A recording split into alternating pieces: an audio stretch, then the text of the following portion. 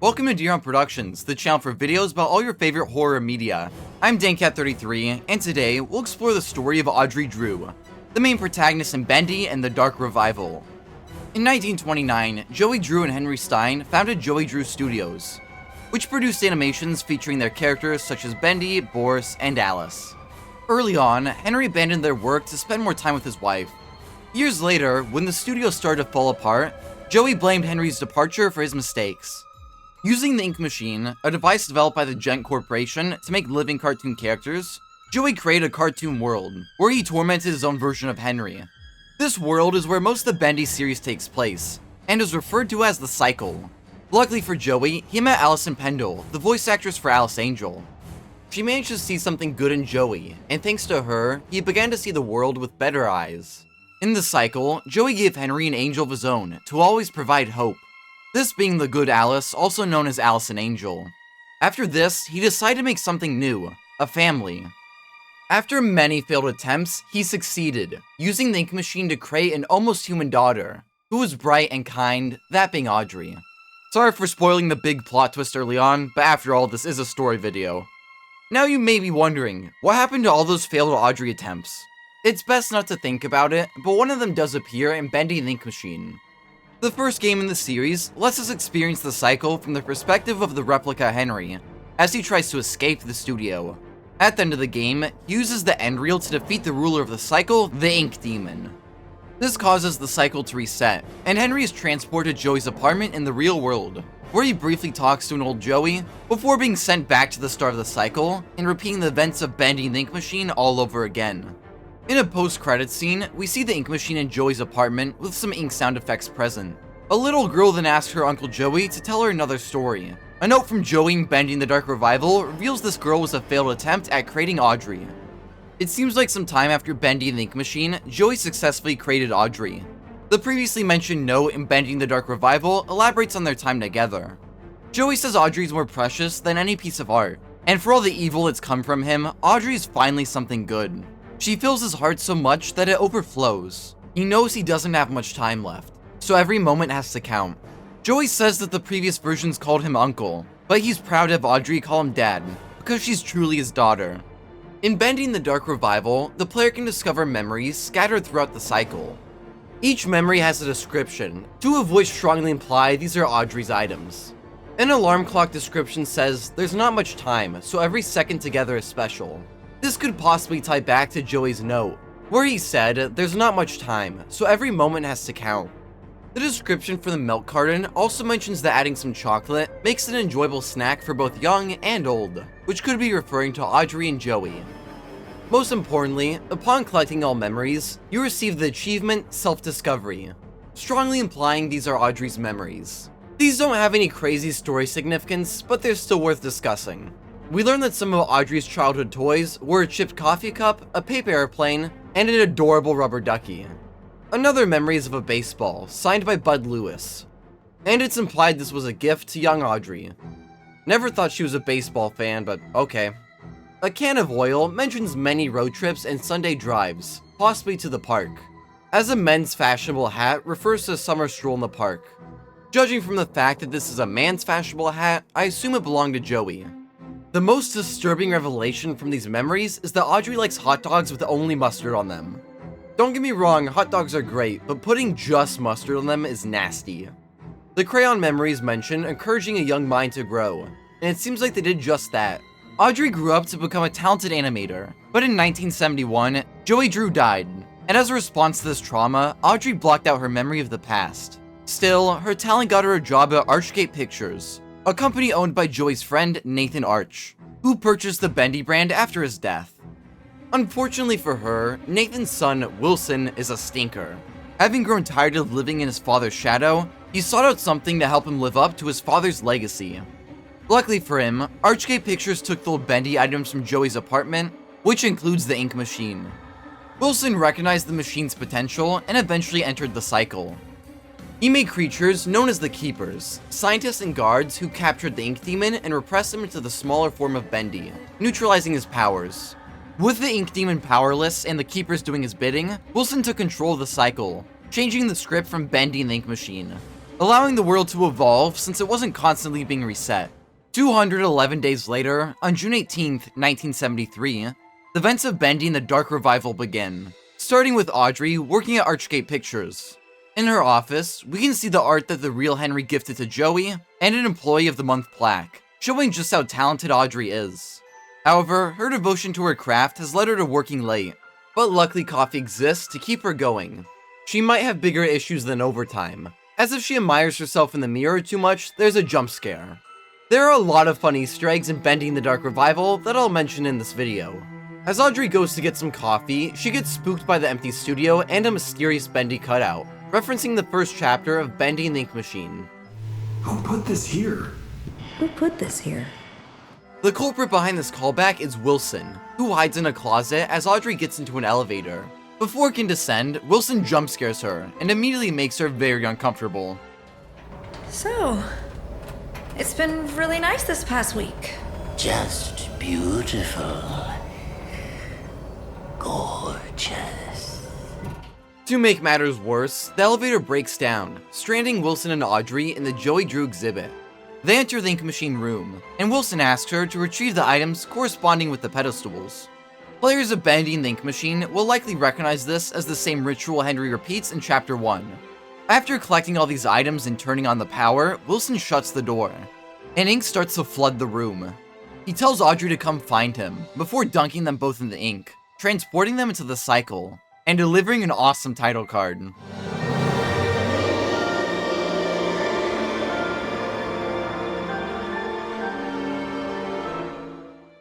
Audrey awakens in the studio, now having partially turned into an ink creature. She quickly begins her journey to escape, but it's apparent things are going to be difficult when Wilson makes an announcement. Among you, there is a stranger, a young lady. Bring her to me. Shortly after this, Audrey is scared by a seemingly dead Piper, and gets a glimpse of Boris, but he quickly exits through a vent. She soon enters Heavenly Toys, where she's attacked by a Piper, who might be the same one from earlier. If you backtrack to the area, the Piper body is missing. Anyways, she's chased into a little miracle station. Piper tries to get in, but Alice Angel's humming scares him off. Alice deconstructed the Butcher Gang for body parts, hence why Piper is so afraid of her. After being injured, Audrey drinks some delicious bacon soup to patch herself up, but she can't even enjoy that without being startled. Luckily this time, it's just Alice Angel. And yes, I know her name is Allison, but I'll be calling her Alice for story reasons. It'll make sense later. While she's friendly, she can't take Audrey with her, since her wolf, Tom, doesn't like strangers. I'm sure Henry will back that claim up for you. Still, she gives Audrey some advice to survive, most notably to head to the upper levels of the studio, claiming it's safer there. Which does match up with what we see in Bendy and the Ink Machine. When the studio rumbles, Alice mysteriously disappears, and Audrey continues through the studio, seeing Fisher and eventually ending up in Animation Alley. Before she can even get inside, she's jump scared by a striker. The only way forward is locked, and at a nearby pipe, Audrey hears Alice's voice.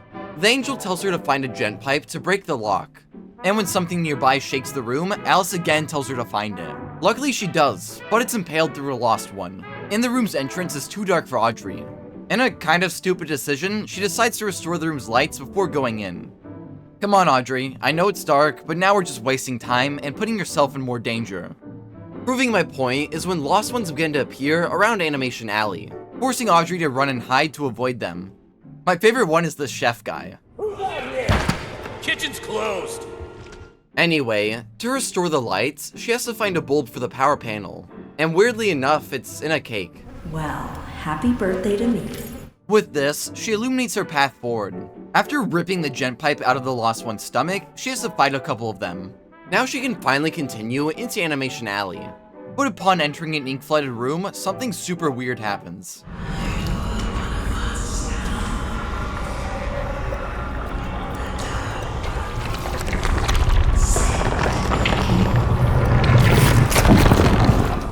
During the scene, you can faintly hear a baby crying, which I assume is meant to be a younger Audrey. Shortly after this, the gift presents itself when Audrey approaches a nearby searcher. She now has the ability to use a stealth takedown to banish creatures back to the dark puddles. Following this, in typical Bendy fashion, a giant hole in the floor blocks her path. She goes through the studio tour and encounters the Ink Demon, trapped in the Bendy form. He's honestly adorable, playing with the little train. He's scared of Audrey, but she gains his trust. However, her banishing power acts up, zapping Bendy and making him cry. Audrey feels horrible, and rightfully so. Look at how sad he is. Bendy quickly scampers off, leaving Audrey to go on alone. She encounters the mad artist, who sounds like the balcony lost one from Bendy and the Ink Machine. I told you I'm not opening the door until you bring me my pictures. And he always finds me. Oh no. Regardless, he wants his pictures back, so Audrey searches for them. This immediately runs into a hiccup when the Ink Demon finally returns.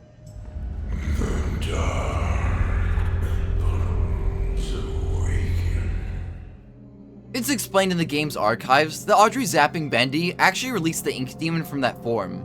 He almost catches her, but she narrowly escapes, even slamming a door on his hand. Chapter 2 begins with Audrey searching for the artist's drawings, as the Ink Demon hunts her down. She prevails, but the Ink Demon doesn't give up so easily, and will continue to randomly attack throughout the game. Audrey puts the Lost One's drawings on some canvases, and to repay her, he promptly tries to kill her. Audrey defeats him and goes through his room into the next area. She has to solve a projector puzzle to reach the next part of Animation Alley, which includes an ominous box. Opening it releases the Slicer, the fourth member of the Butcher Gang. She's a ghost who will occasionally appear and slash at Audrey. I hate the Slicer, so I'll just tell you that she's entirely optional. You don't have to open the box. Going ever further into the seemingly endless Animation Alley, Audrey sees a lost one named Porter teleport away. Oh, I just realized he's called Porter, cause like, teleporter. Ah. She lowers the pipe down so she can cross over, and makes it just in time, as it falls behind her. In the next room, she finds Porter stuck in some ink, and uses her banish power to help him slide down. She jumps into the pipe after him and lands on her feet. Ouch.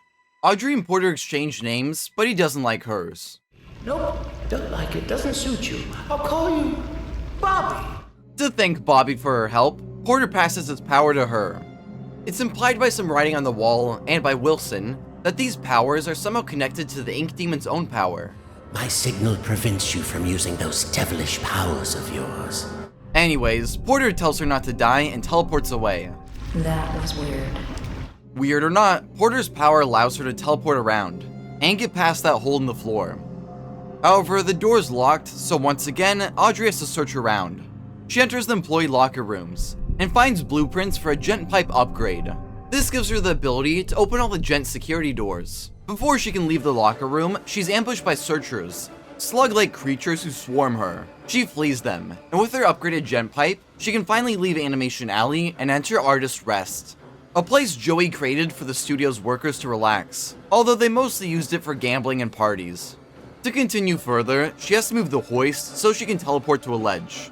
Of course, the keys aren't at the control panel, and are instead hanging in Lost and Found. Just like that one song goes, Audrey finds the keys, but encounters the Ink Demon. She luckily escapes him, leaving him visibly frustrated. After moving the hoist, she teleports over the ledge and departs Artist Rest. This leads into Chapter 3, where Audrey continues to the elevators. However, the elevator already has a passenger, the Ink Demon, but she manages to hide before he can catch her. Now that the lift has been exercised, she enters it, but one of the keepers ejects her and she falls into the King Widow's lair. This part of the studio is infested with widows, tiny spider-like monsters. Audrey has to fight them off as she hits switches around the arena. When all of them are activated, the widows scamper off and the King Widow emerges. This large spider slashes at Audrey, and if he deals enough damage, he'll kill her by swallowing her whole. She defeats him since she's awesome, but being awesome can't save her from a traumatic breakdown. She's very shaken and calls Alice for help, but instead of waiting around, she follows Bendy into the sewers. She doesn't find him. Instead, she encounters Joey Drew. He explains to her that this world is a cycle, but that someone from the real world, Wilson, has been messing with it. He tells her that the Keepers have taken over the Gent workshop, and whatever answers she's looking for are likely there. When she asks why he can't fix his own world, he reveals he's not actually Joey Drew. Because I'm not the man. I'm just the memory. Once again alone, Audrey continues through the sewers. She fails to catch up to Bendy, but manages to drain the ink, allowing her to enter Lord of Mock's lair. He's the ruler of this area, but he's still really easy to overthrow, and the Lost Ones hail Audrey as the new Lord Amok. Ignoring the fact that she's now royalty, she leaves the sewers and climbs to the surface, revealing a giant city within the cycle. She also finds Bendy. She apologizes for accidentally hurting him, and finally gains his trust. Audrey asks him about the Gent workshop, and he seems distressed, but she reassures him it'll be okay. The best duo in the series enters the Lost City and locates the Gent workshop, but they need a keycard to get inside. Bendy suggests searching around the city for it. Despite his adorable assistance, they can't find it, but they do find a note saying it's at the hotel. A Lost One is kicked out of a meat shop, and after Audrey kills him, she can enter the store. If she hits all the hanging meat in the room, a bunch of Lost Ones will ambush her. Anyways, cutting through the meat shop alleyway brings Audrey to the hotel. After traveling to the top floor, she finds the keycard, but is surprised by Memory Joey. How goes the journey? Slow, but I'll get through. Ah, I see you have your father's never-quit go-getter spirit. Oh, now you knew my father. Well, newsflash, I didn't even know my father. Look, I don't think you're ready for this, but hang on to your lunch money. There's something I want to show you. He transports her to the studio from Bendy the Ink Machine Chapter 1, where there's a couple more secrets. There's Wally Frank's audio log from the first game, the crayon memory, and Henry's desk, which prompts Audrey to reference the first game. Hey, here's an old desk. I bet someone wasted a lot of time in this chair. Hey, here's my old desk. I wasted so much time in this chair. Moving on, Memory Joey explains how the real Joey used the ink machine to create the cycle, Henry, Allison, and of course, Audrey. She doesn't take this too well and makes Joey return her to the hotel. Now with the keycard, Audrey travels to the Gent workshop. The Ink Demon suddenly ambushes her, but signal towers activate, hurting the demon and turning him back into Bendy, finally revealing his true identity to Audrey. The signal towers also hurt Audrey and disable her powers, since, as I previously mentioned, they're somehow connected to the Ink Demon. When he leaves, the signal towers deactivate, and she enters the Gent workshop. Inside, Audrey steps into an examination room, and the keepers appear on the screens around her. She wants to see Wilson, but they deem her too dangerous. Toxic gas fills the room, but Audrey escapes through a vent and makes her way into the building, until she reaches the Cycle Breaker's prison. She can't get inside, but she meets a lost one named Heidi, who wants to play a game of hide and seek, in exchange for opening the door. Audrey finds her, and as an extra gift, Heidi gives her the power to travel through the ink, allowing her to quickly traverse through the cycle. This comes in handy for a side quest to help another ink creature, that being Big Steve. The keepers locked him away in the workshop, but he's harmless. However, if Audrey hits him, he will kill her, resulting in a game over. But if she does backtrack all the way to the kitchen from the start of the game, and retrieve the heart for Steve, he'll move away from the doorway he was blocking. This lets her access a new room, and inside the lockers another Gent pipe upgrade. This allows her to overcharge the Gent pipe and stun the keepers. Anyways, back to the Cycle Breaker's prison, Heidi did follow through and opened up the doorway. With the prison open, Audrey steps inside, and encounters most of the characters integral to the story of Bendy and the Ink Machine. It seems like Wilson locked these characters up due to their key role in how the cycle is supposed to play out. Most notably, the ink replica of Henry is here. Audrey asks him for help, and he explains that he once knew how to reset the cycle using the end reel, but it's now locked in the Keeper's prison, the Pit. Audrey thinks she can reset the cycle and make things better for everyone. However, before she can enter the Pit, she's attacked by a Keeper and knocked out. At the start of the final chapter, Audrey wakes up on a subway train, with Wilson sitting across from her. He tells her to rest and says she's safe now. She's understandably angry at him for bringing her into this world of madness, and says this doesn't make sense. I've never done anything to you! Open your eyes and look around you. None of this makes sense. Drawn walls, nightmarish creatures, an ancient studio that died out almost 30 years ago. It's all fiction, utter nonsense. And yet, in here, it exists. He further explains that anything they create in here, they can release in the real world. But first, they need to control the cycle. Audrey asks what he wants from her, and Wilson explains he needs her help to save his father. The train stops before he can explain, and he says they'll talk more once they're safely inside. As Wilson walks her in, the ink demon speaks to Audrey, warning her that Wilson is lying. She brushes this off and goes through a security checkpoint, and the keepers make Audrey leave the gent pipe behind. While I do hate Wilson, his retreat is pretty cozy and most importantly, safe. Here, Audrey meets Betty. She's my housekeeper, among other things. Wilson goes to prepare his plan, but Audrey asks why he didn't just tell her what was going on, and he says she wouldn't have believed him. Yeah, dude, I get your point, but how is being a total creep and kidnapping her your best idea? Anyway, Betty takes Audrey to the retreat, and the two talk.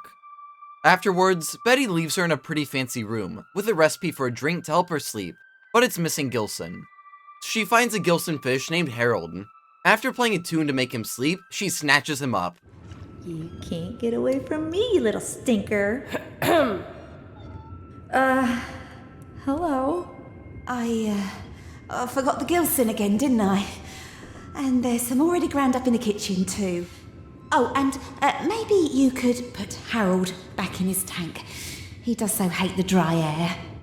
With some Gilson that isn't named Harold, Audrey prepares the drink and takes 3 sips. However, the twisted version of Alice Angel surprises her, and the drink promptly puts her to sleep. She awakens in Alice's lair, deep within the abandoned north wing of Wilson's retreat. In typical Alice fashion, she wants to harvest Audrey's face and use it to make herself beautiful. But before that, she makes Audrey play a game.